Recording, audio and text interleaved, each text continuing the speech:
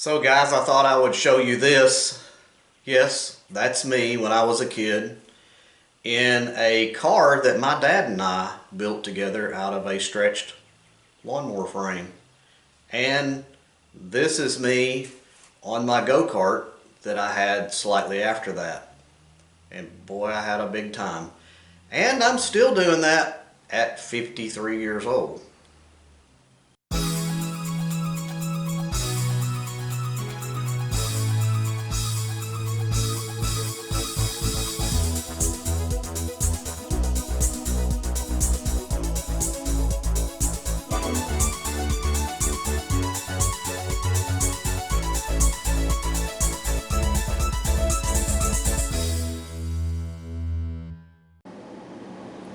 The back end is looking quite a bit better, and then I've started doing some very janky wiring.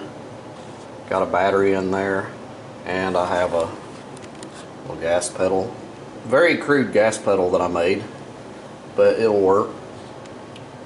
And then I have a pedal with a rod going down through the floor, and there's some mechanisms underneath there that has a rod that comes back here that attaches to a cable underneath, and that's this cable right here that comes around to the brake underneath there. I still have to put this tensioner on here, which will be really quick, but I've rigged up something kind of very temporary. You can see I got a gas tank just kind of hanging off the side here, but I'm gonna put a little gas in it here in a little bit and see if I can do a test drive and a test run.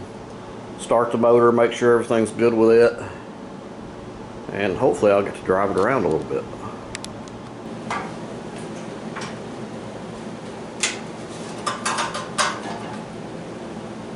Yes, I know this is kind of sketch. Kinda?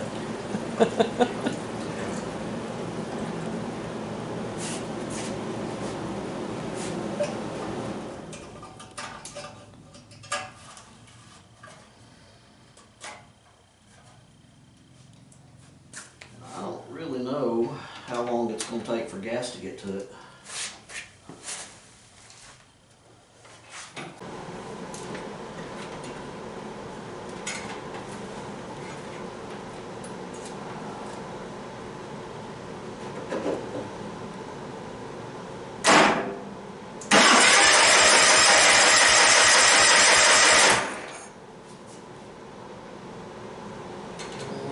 Where the choke is.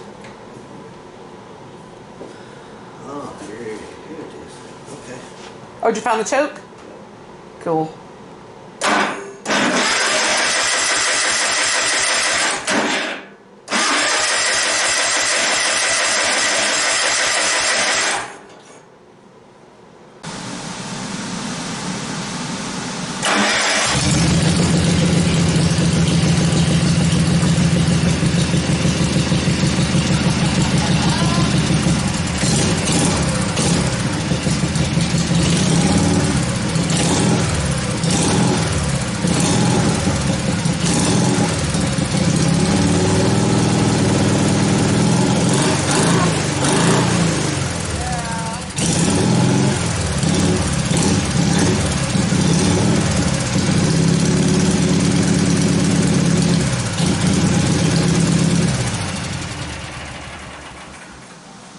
Kill switch works.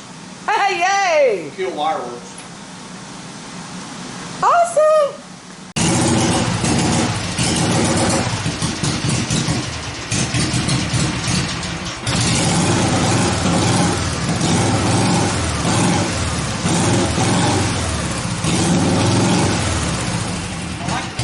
I do too.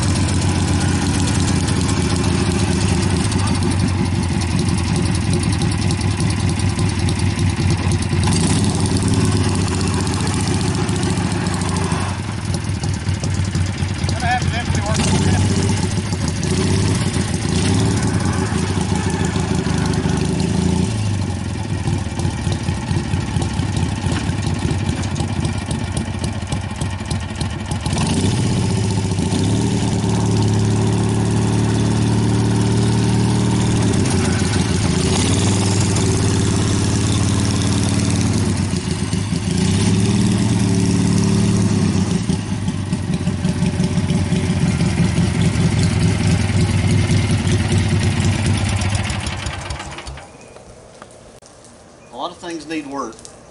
The brakes are questionable, the gas pedal doesn't work all that well, and the shifter's terrible. But all of that can be adjusted, I guess. And I'll have to work on it a little bit more.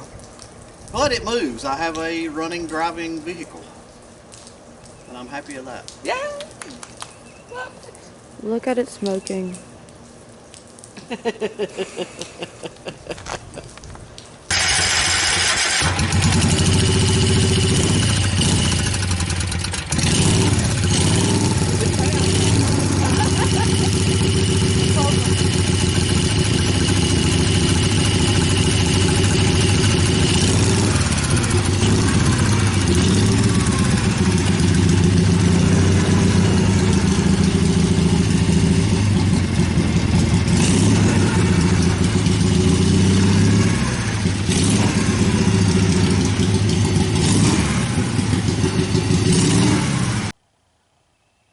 So I was trying to figure out why it was so hard to change gears. I thought it was in my linkage stuff.